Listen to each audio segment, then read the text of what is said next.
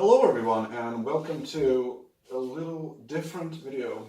Um, Today I want to tell you how I became a programmer. Now, we basically have a few points in the story, a few base points in the story, or how to say it. So it all started, let's just go through the basic points here. So it all started from my bedroom, basically, then school, bedroom, school, my first job, moving from the small town I grew up in, and then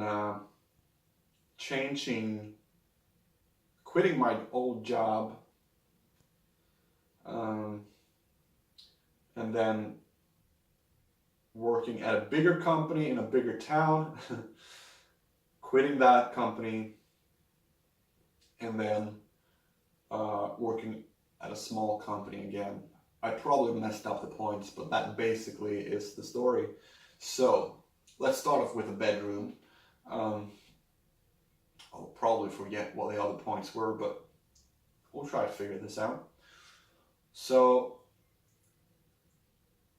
it started from my bedroom. My father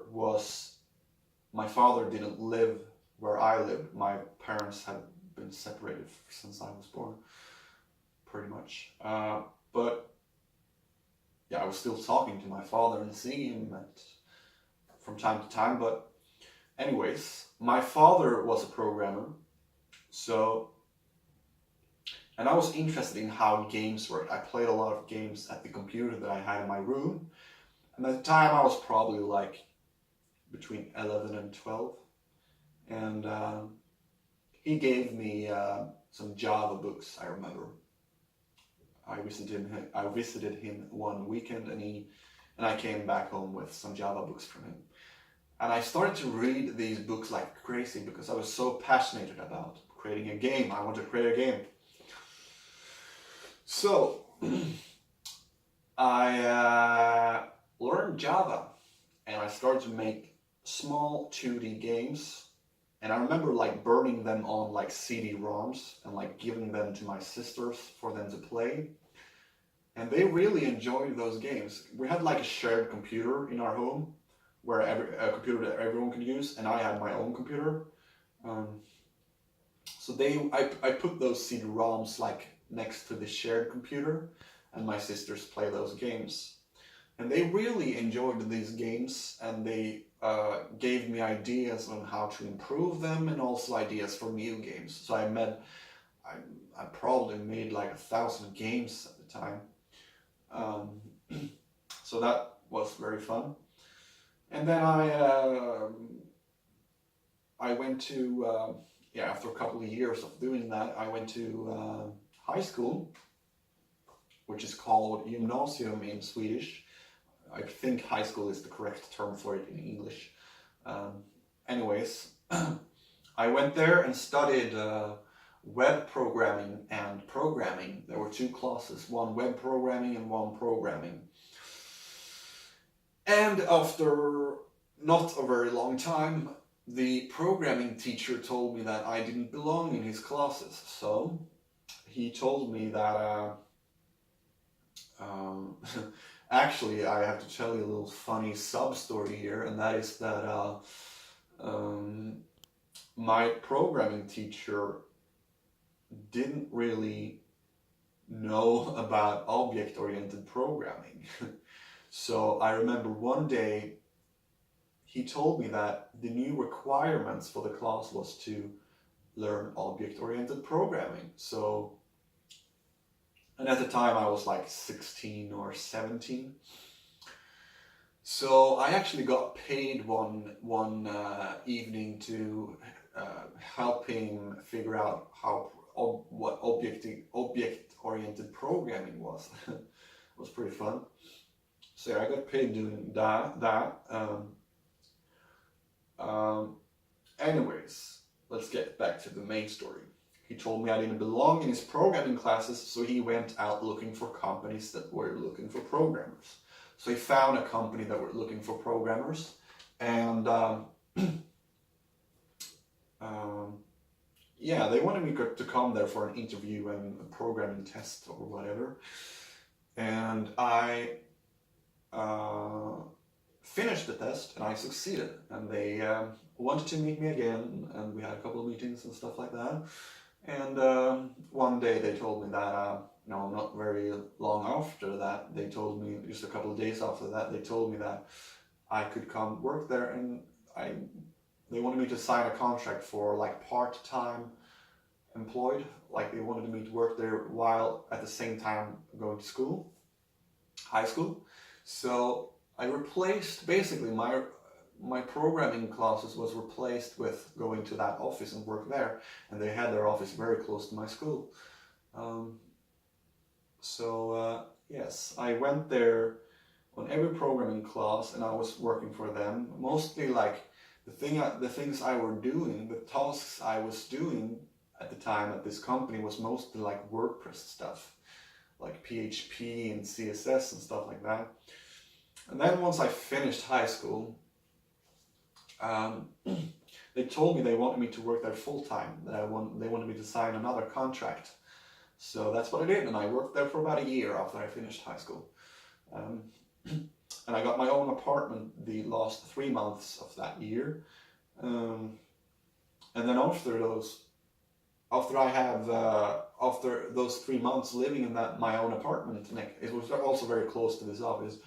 After living there for like 3 months, I got another phone call, I get a phone call from a bigger city, like 3 hours away, called Gothenburg. And there's this lady in the phone. She tells me that I have seen my LinkedIn profile, and she also basically just asked me if I wanted to move to Gothenburg. And I said, of course I want to do that. Basically, I didn't even think about it. I knew I wanted to do that. So I quit my job, and I canceled the contract of the apartment that I just got. Actually, not immediately, because I was going by train.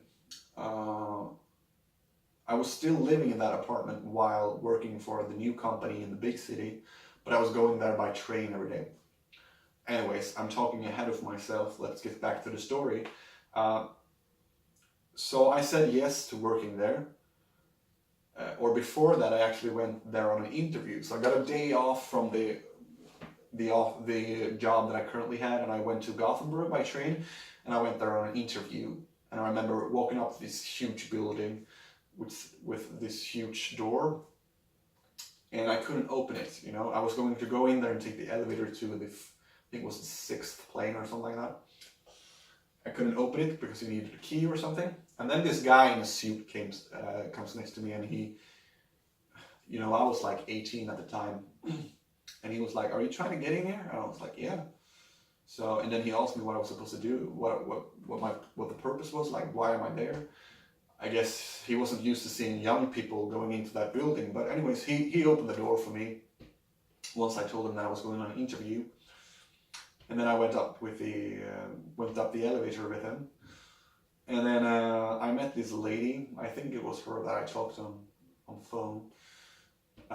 And she told me that I was going to have an interview with some other guy, like some manager or whatever. So I had an interview with him, and he gave me coffee. And I remember I was so nervous that I was like shaking the coffee. And it went all over the table in the interview room.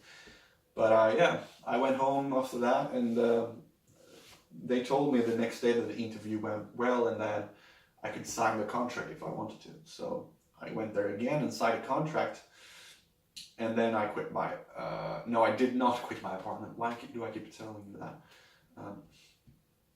So I quit my job in this small town, and then I started to go by train every day The train trip was 3 hours, so I got up very early in the morning and I went by train to Gothenburg every day for about, I think it was like 3 or 4 months.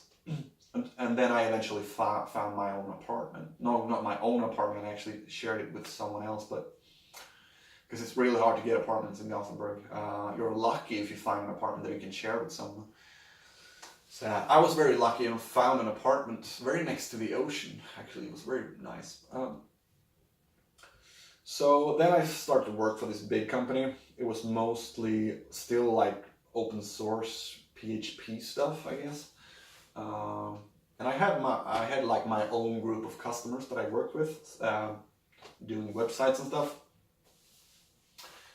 Yeah, and then there was this guy working in this company. He always told me that you shouldn't be here. Like, I can see that you're a creative person.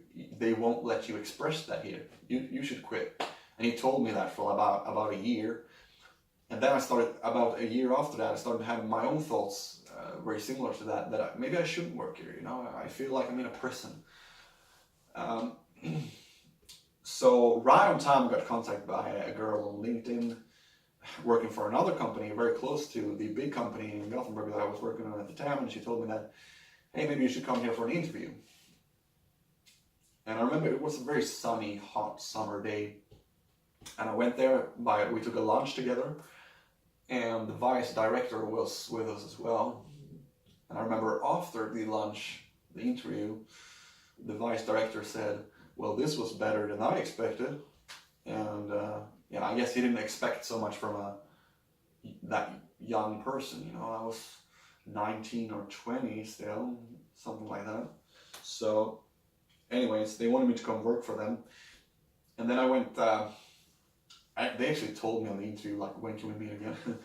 But yeah, then I went back to after the lunch, I was walking back to the office. No, actually, they drove me there by car. Yeah, they're very humble, gentle people. They drove me back by car. And I remember I had this euphoria in my body after this interview because it felt so right. Like their idea was to help people with their own ideas. So I felt that was a place that I could express my creativity. So eventually I quit my job and I started to work for them instead. So I worked in-house for a while, started my own startup, which doesn't exist anymore, but they helped me start it. So that's the point. They helped me start a startup. And then I got bored of that, so I told them, hey, can't you give me like a consultancy mission or something? So yeah, they sent me out to Volvo. So I worked at Volvo for a couple months. Didn't quite like that. So I got another consultant mission. And that is actually where I'm currently at. It's also like a car company.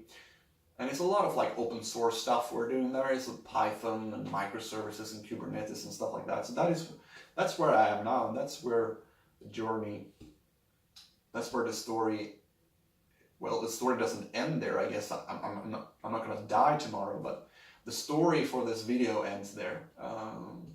So that's where I'm not at now, writing Python microservices.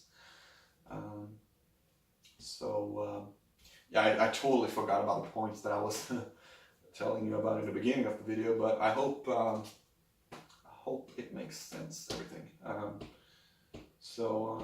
But yeah, it started from growing up in a really small town, and then moving to a bigger city and working for 2 other companies there, I guess. Yeah, thank you so much for watching, and I hope you enjoyed my story. Thank you.